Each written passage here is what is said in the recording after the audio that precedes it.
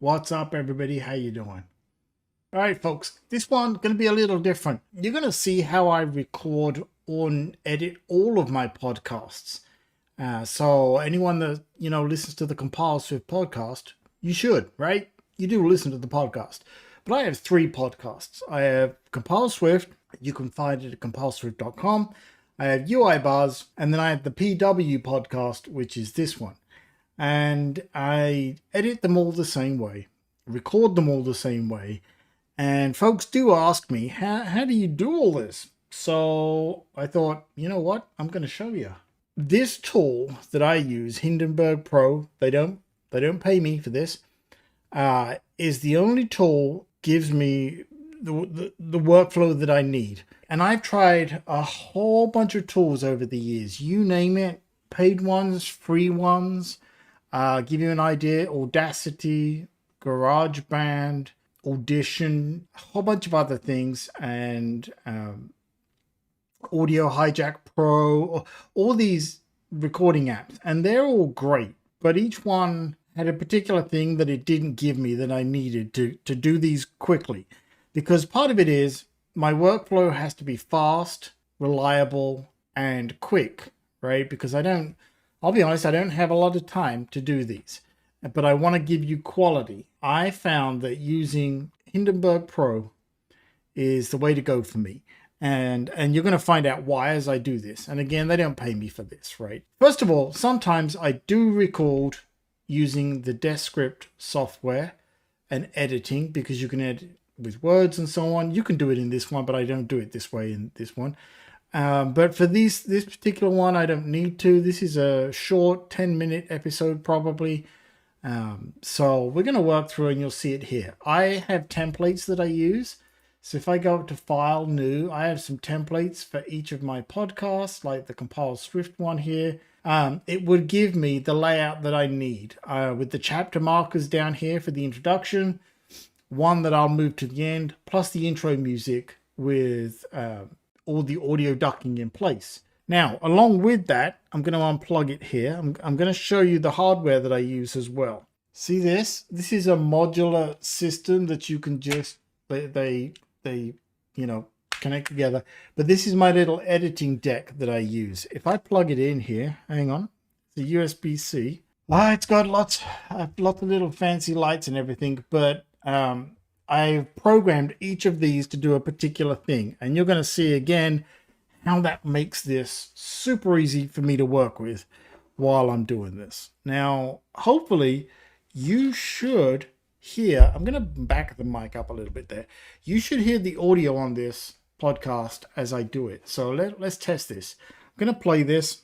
I sort of sat back and reflected upon them because, as we all know, prices of everything. So you should have heard that. Okay, so let's get into this. This page on my website lists all the hardware and the software that I use. That'll make life easy. I'm not going to use some of it today because I don't need to for this. If I hold down a key here, there you go. Yeah. So this is how I have that deck that I was telling you laid out, right? I control my max system volume here. I've got buttons for play, mark in, mark out, a marker, ripple, delete, and blade. And you'll see all of these, right? But as I push the buttons, because you won't see it come up on the screen, I've got two tracks. I've got the intro music with, you can hopefully see on the stream here. I think you should be able to. I've got a bit of ducking going on here. So there's a little bit of music, drops down the volume. And then I've got this audio that I've recorded here, which is the actual episode. So first thing I always do is there's always an empty bit of audio at the beginning. So I'm just going to crop that by moving it to here, right? And then let me play the music for you. What I do is left-handed person, right? So left hand is on the touchpad, right hand's on that deck of buttons and stuff that you saw. So let me just go ahead and play you a bit of the music. Should be okay because I wrote this music. I can't possibly break my own copyright.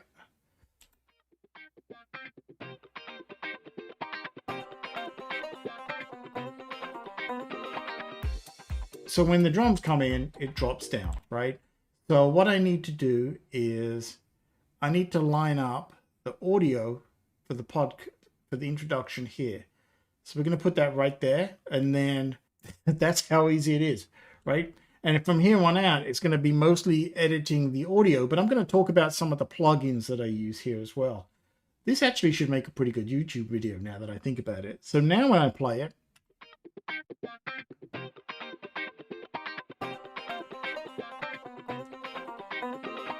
what's up, everybody? Welcome to another episode of the PW Podcast.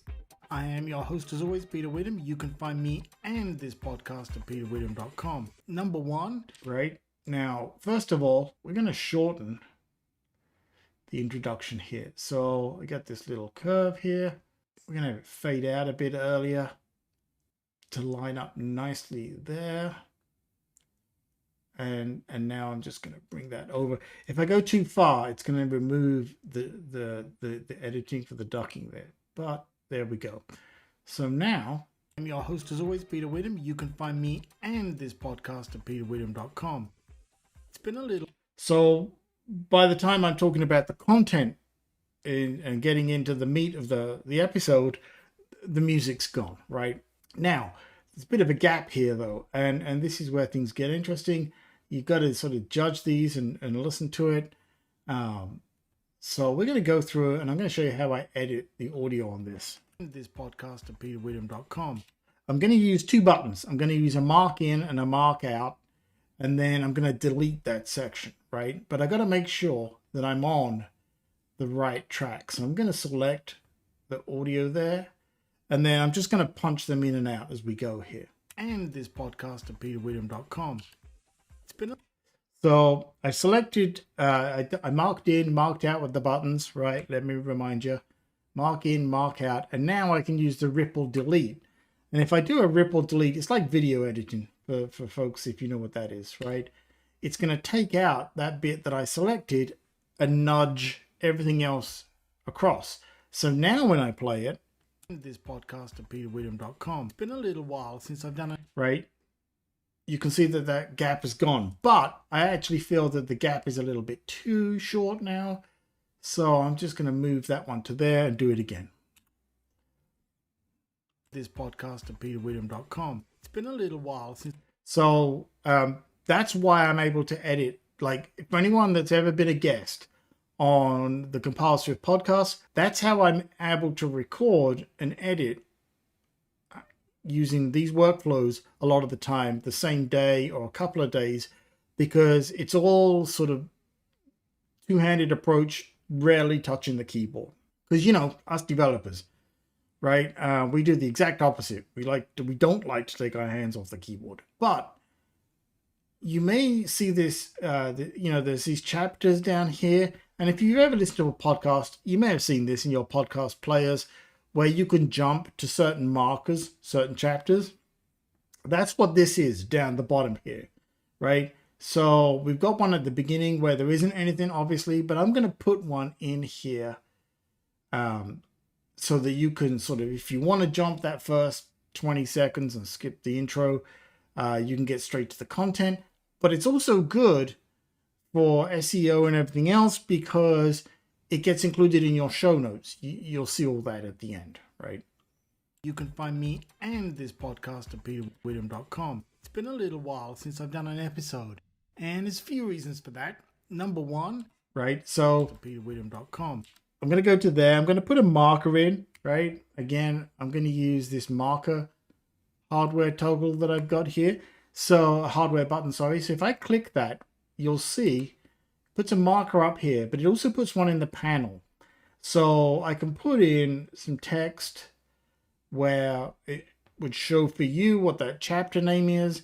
And I can even put a URL so that if you tap on it, for example, like this one here, if you tap on that chapter marker, it'll go to that URL as well, which is extremely useful when you have, if you're talking about a product, you're talking about a service, you're talking with a guest, you ask the guest to introduce themselves, you would put a link into their website, all these very convenient things that you should do to make a better experience for the people listening. And on top of that, it also, again, goes in the show notes. It's giving you extra content, but it's also making it super easy because you don't have to put links in because they'll be there, and it all goes into SEO and everything else. We've got this one here now. Just going to tap on it here. I'm just going to call this one Catching Up, right? And I'm not going to put a URL for this one. Don't need it, but you'll see that it also comes up now on the timeline. So let's keep going here, but just keep playing and move on to the next one. And I thought that, so you can see I had to do a couple of takes there. I don't stop and start. I just leave a gap so that when I'm editing, I can see it. Like I got it here and I know, oh, got to go and do an edit there because I screwed it up, right? So again, we're just going to use our in and out markers here. Cast. And I thought that the reason, and I thought that a good way to find out. So what I'm looking for here is the phrase, and I thought, right? So I wanted to take this podcast and I thought, and I can see that it's right here. So I'm going to put a marker for in, and then I know that I want to get over to here. I'm going to put a marker for out. I'm going to do a ripple delete, and then hopefully this is now clean. I wasn't sure where I wanted to take this podcast, and I thought that a good way to find out would be to take a little break. There you go. And to just sort of think about it, think it through. Been thinking through all of my side projects. Now, while I'm doing that, you know, I can pan around with the magic touchpad here, right? Projects lately, actually. I've still been doing the completely actually. I've still been doing right. So I'm going to clean this up a little bit. So I'm going to get rid of that right there. My side projects lately, actually.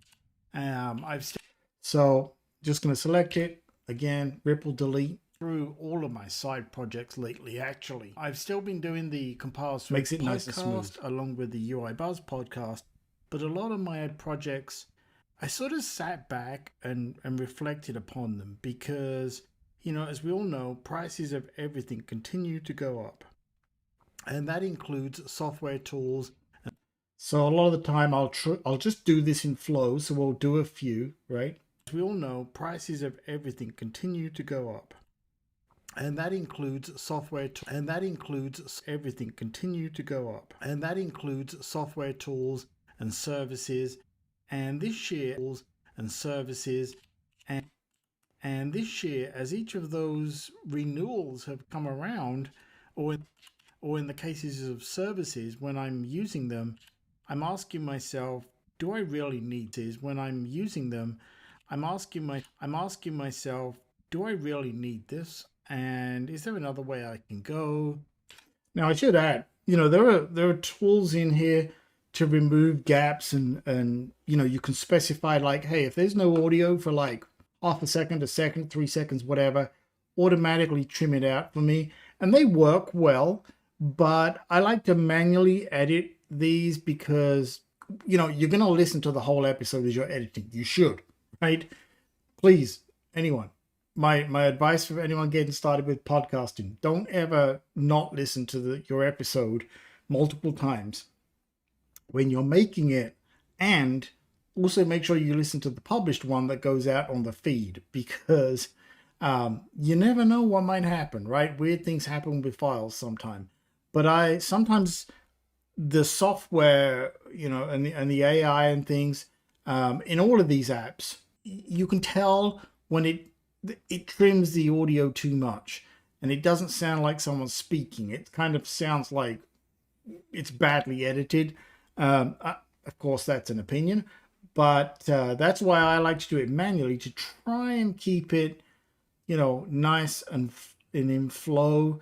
I like to manually craft the experience, not because the software is necessarily bad, but sometimes you want to have an overlap of audio, sometimes you don't. You're looking to make it sound, I was going to use the word authentic, natural, right? Something can be edited too clean, and that can be another problem as well. Another way I can go, you know, is it worth? So I'm going to remove the, you know, I have this terrible habit of saying, you know, right? A lot of people do.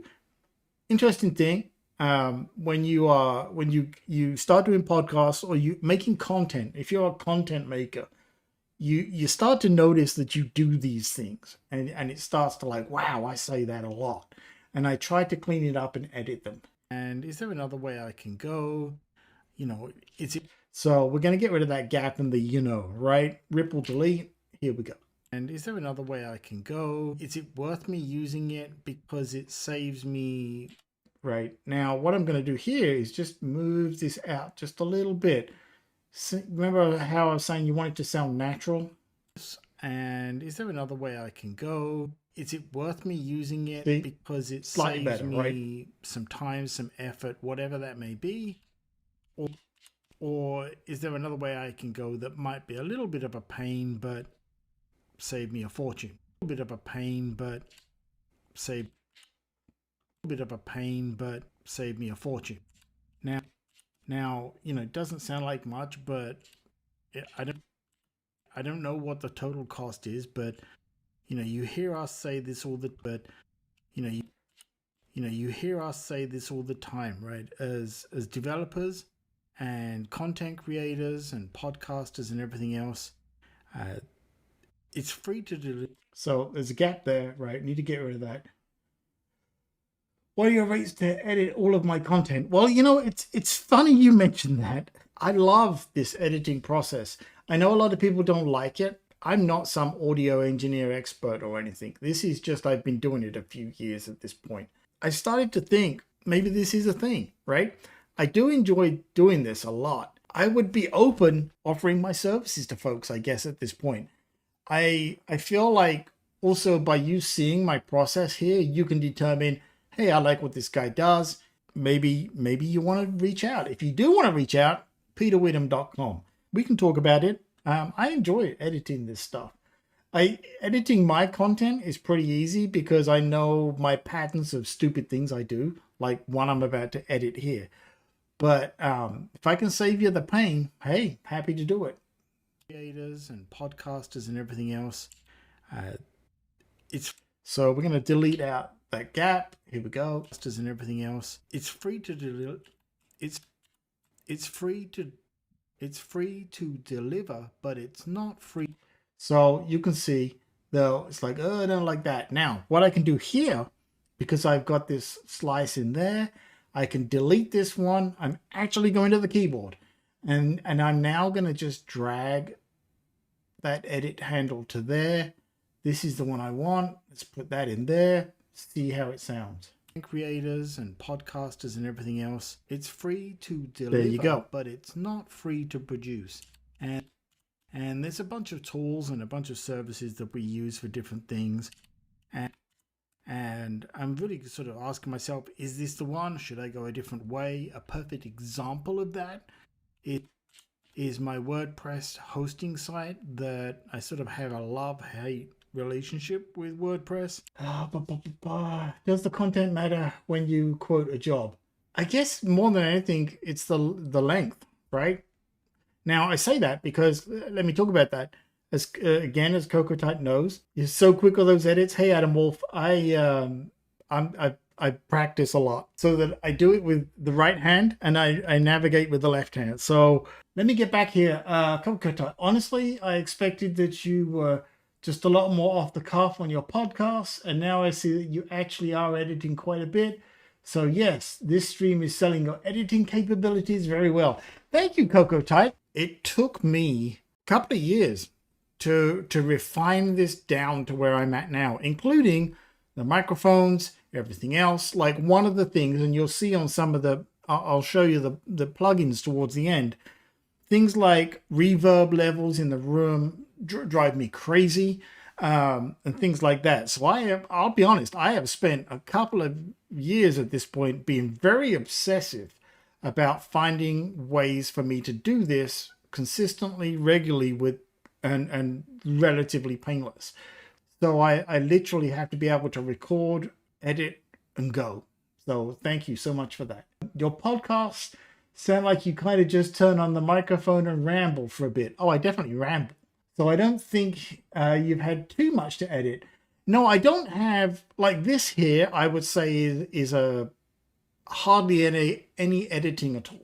If I'm interviewing somebody, it gets more complicated because I'm now editing two people, but I do exactly the same approach, right? As you guys know, in the chat room that have been on the Compulsive podcast, I edit it to make it sound like a conversation we have in the room. Didn't think that you had much to edit, but I'm seeing there that you are actually have several takes, vocal ticks, etc. I do, because you may notice, those of you who hang out on the streams and that regularly, I normally wear a retainer, and I don't wear it when I'm doing the podcast, because otherwise it gives terrible audio ticks because you just got that lump of stuff in your mouth. So the podcast sounding the way I thought it did shows how natural your edits are. Again, thank you.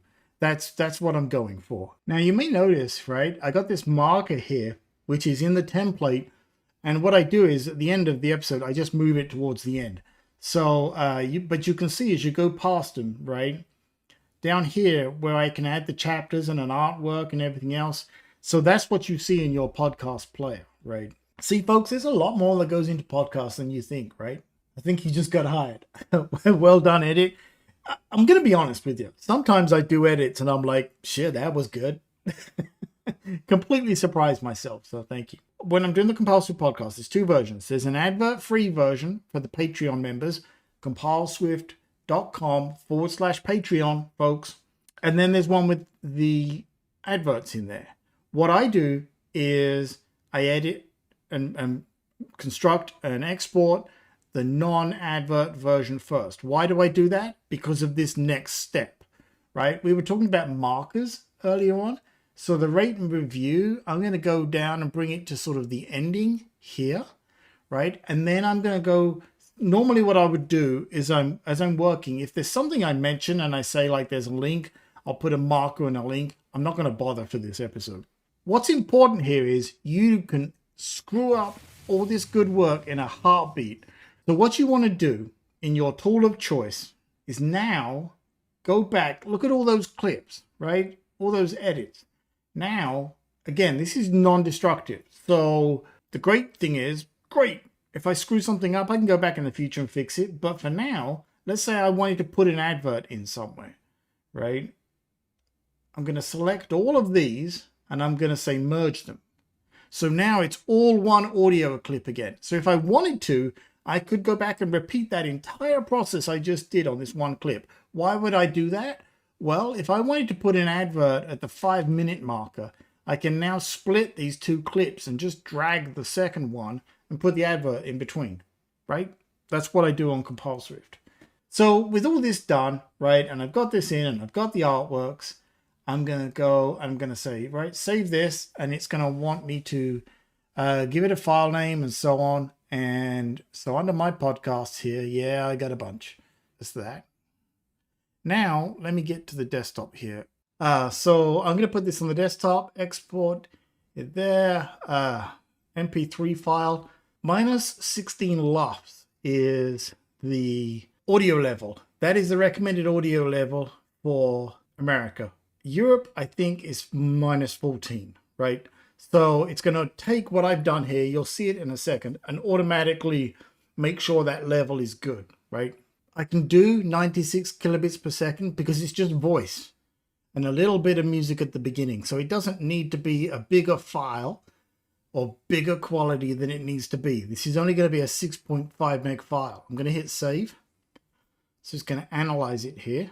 Okay, so it's exported the file. You can see it here on the desktop right there. We're going to do the publish here in a second, but I neglected to show you the plugins. I'm using the Izotope, Izotope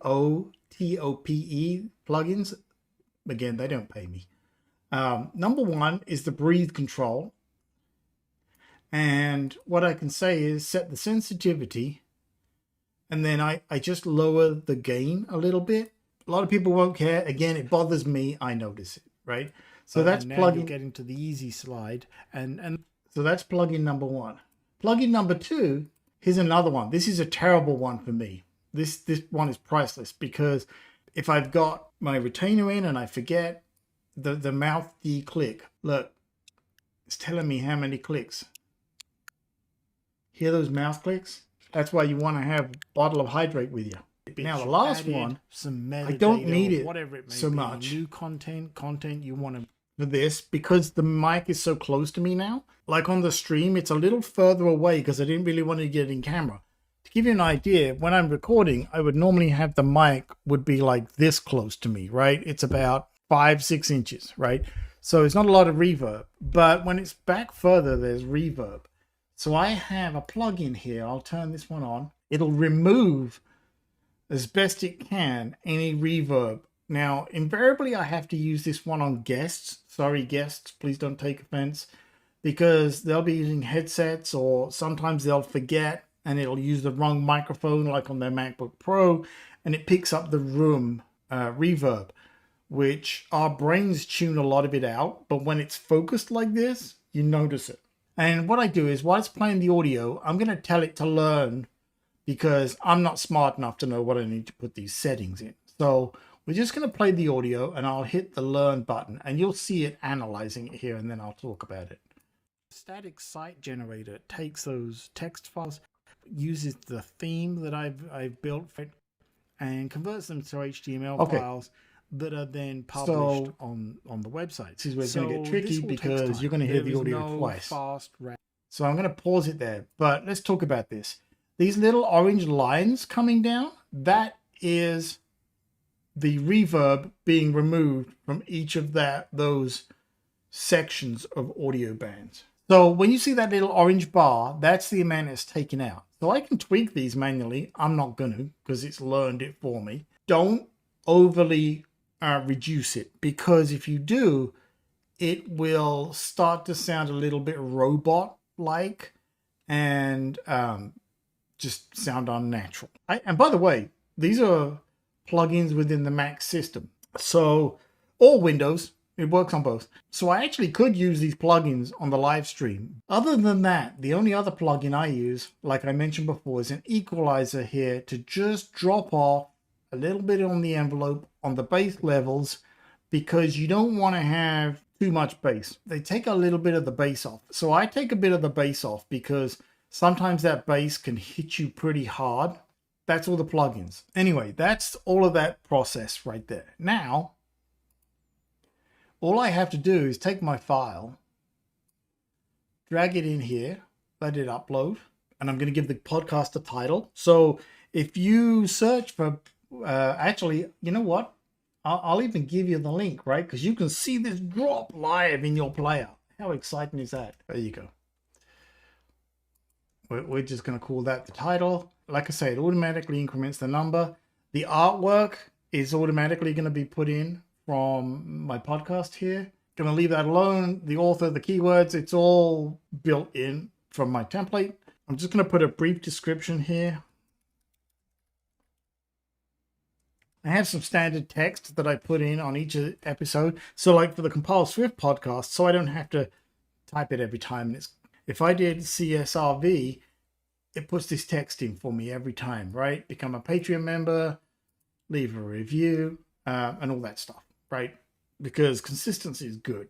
So you put a description in, any links that I would have used in the show, done all that. When I'm satisfied and we're all good to go, and hopefully you've all subscribed, I'm going to go save and publish. That's it. Done. If I go over to episodes, here it is. If I now go over here and pull up the web page, there it is. It's live. That's it, folks. That is my entire process for all of my podcast episodes.